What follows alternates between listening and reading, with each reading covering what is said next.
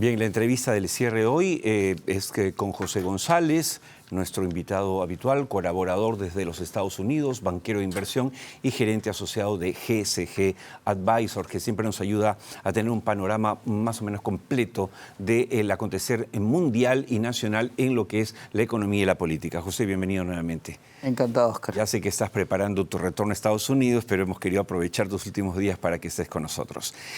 Hablemos de, ¿qué te parece?, de cómo nos fue el 24. Ha sido un año movido, acaba de caer el presidente de Siria, algo impensado hace algunos años, pero bueno, están pasando cosas.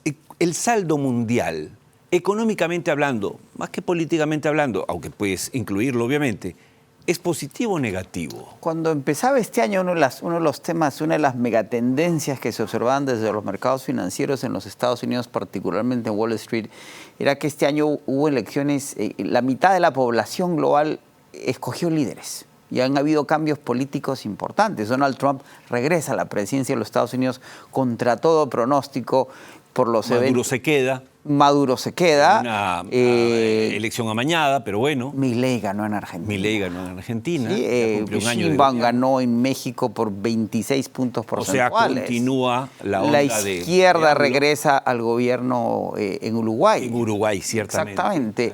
Dina Boluarte cumple 2 años de gobierno y siguen las apuestas y los análisis en la prensa de hoy si llega o no al 26, pero digamos que todo parece indicar que la presidenta Boluarte... Renuncia el ministro de Economía de Petro en Colombia por escándalos de corrupción. Es decir, exactamente, no solo eso, se anula la primera vuelta en Rumania por intervención rusa.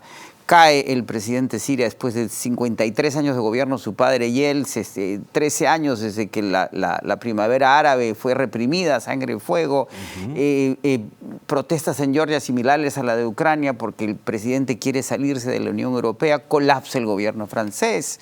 El año está cerrando con cierto tumulto. Sin embargo, también como empezamos el año, la gran apuesta si la inflación en los Estados Unidos caía y cayó a niveles del 2.4% cuando el gol es del 2%. Las tasas de interés bajan en los Estados Unidos. La economía norteamericana crece a un nivel absolutamente saludable del 2.8%. ¿Sí? ¿Qué dice el Fondo Monetario Internacional? Hemos controlado la inflación, mantenemos el crecimiento, la economía norteamericana es muy sana, la economía china crece por debajo de ese 5%, los paquetes monetarios no necesariamente están ayudando, pero tampoco entra en un proceso recesivo. Europa, si bien no crece por problemas estructurales y demográficos, el mundo está estable independientemente de los riesgos políticos y las expectativas con las que se empezaba. Es casi un reflejo del Perú, es lo que siempre conversamos aquí. Acá se habla mucho como el fin del mundo, Perú está al borde del abismo, pero no es mal de muchos consuelo de tontos, sino que hay que ver el mundo, y es lo que tú nos ayudas a hacer, José. El mundo está políticamente agitadísimo, incluyendo guerras, igual que Perú, está el ruido político es permanente, ¿no? Pero casi es de comarca, ¿no? Es un año de gran callejón, ¿no? De gran estabilidad para el Perú. Estamos cercanos a cerrar a niveles de 2.8, 2.9, 3%, que es buenísimo. Es muy saludable en una América Latina que está creciendo por debajo del 2.4%. Además, ostentando una de las monedas más fuertes del mundo. La más estable de América Latina, con una inflación muy baja, la regla fiscal por encima de ese 2% al que se aspiraba, casi cerca al 4%, pero es una economía muy estable. Podría irle mejor. Esa es la gran pregunta sobre el Perú. Tú habías hecho una cuenta que quiero que compartas con los amigos televidentes respecto a cuánto se ha invertido, por ejemplo, en el sector minero en los últimos 14 años. Yo creo que hay que empezar a pensar en la minería en el Perú, ya no puntualmente año a año, sino en la tendencia.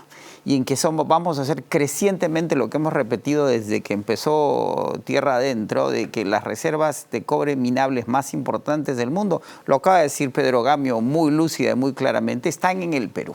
Y tenemos que empezar a ver las tendencias. Entonces, cuando uno analiza los resultados mineros en exportación e inversiones del 2010, hacemos la fecha corta en el 2010 al 2024, 14 años, este año deberíamos exportar 47.940 millones de dólares en minería total, 9% por encima de los 43.980 millones del año pasado. Pero ¿qué sucede cuando sumamos esos 14 años, Oscar? Ajá. Las exportaciones totales mineras, únicamente mineras en el Perú, son de 451.000 millones de dólares. Deberíamos cerrar el año 451.000 millones. Deberíamos cerrar el año, el año con un PBI de 300.000 millones de dólares, es decir, es 150% del Producto Interno Bruto.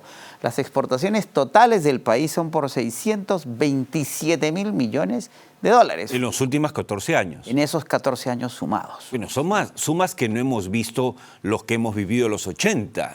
Al cierre del gobierno de Fujimori, el Perú exportaba 6.000 millones de dólares. ¿Y hoy? Sí, y hoy día estamos exportando 47.900 en minería y más o menos 77 y tantos mil millones en total.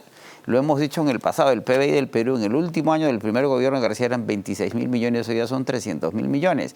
Y si hablamos de la inversión minera que preocupa siempre al sector, necesitamos un segundo Quellaveco, un segundo Quellaveco, no va a haber un segundo Quellaveco hasta que haya un segundo Quellaveco, ¿sí? Y la inversión es muy volátil. El año pasado, en el 23, invirtieron 4.900 millones de dólares. Este año, 4.600. 300 menos, digamos. Pero el nivel sigue siendo extraordinario. Sí, claro, claro. Cuando sumamos los 14 años de inversión minera, son 83.000 millones de dólares. Sí, 83.000 millones invertidos en la minería. En la minería en los últimos en 14 años. Claro, y la cartera que tenemos. La cartera de 47 de proyectos suma 54.000 millones de dólares más. 14 de esos proyectos ya tienen fecha definida. Es decir, si estos proyectos se realizan, podrían equivaler a 2 veces el Producto Bruto Interno del Perú. Según el IPE, reducirían la pobreza en 22%, ¿sí?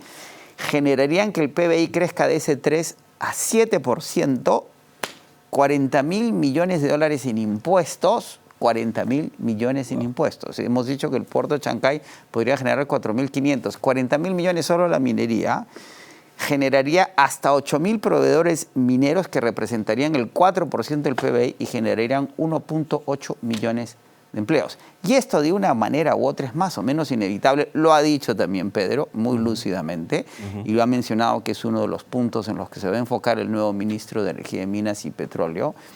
¿Y de qué depende esto? De que lleguemos a acuerdos mínimos básicos fundamentales para que este destino minero tenga el impacto que puede tener en la economía peruana.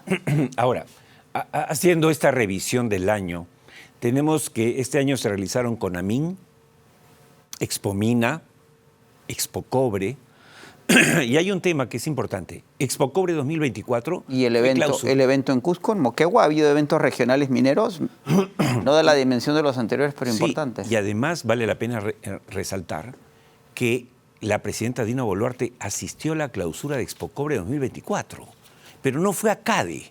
¿Qué te dice a ti eso? Que la presidenta tiene los instintos políticos más o menos despiertos y adecuados. Es decir, la presidenta no va a ir, y por primera vez en 24 años ningún miembro del Ejecutivo fue a CADE donde no es bienvenida o donde no es bien recibida, en donde hay por lo menos cordialidad, ¿sí? Lo cortés no quita lo valiente. Y creo que la asistencia a Expocobre fue ir a un evento en el que se sentía bienvenida y además que apelaba a ese sector del medio, los profesionales de la minería peruana, que también necesitan atención y vocería. Y creo que eso lo tiene que aprender la industria sin Estado, sin participación del Estado, también lo ha dicho Pedro Gamio, y lo creo que está en la cartera del ministro, sin que el Estado participe en conciliar los intereses de todas las partes involucradas en la minería, particularmente los temas sociales. Ernst Young acaba de publicar un tema sobre retos y problemas en la minería y habla fundamentalmente de los acuerdos comunitarios y de las naciones primarias, en lo que llama una suerte de resoberanización de los recursos naturales por el valor que van a tener hacia adelante. En función de estos números que tenemos, el Estado es fundamental para arbitrar esas tensiones y hacer que estas promesas sean posibilidades. Estupendo.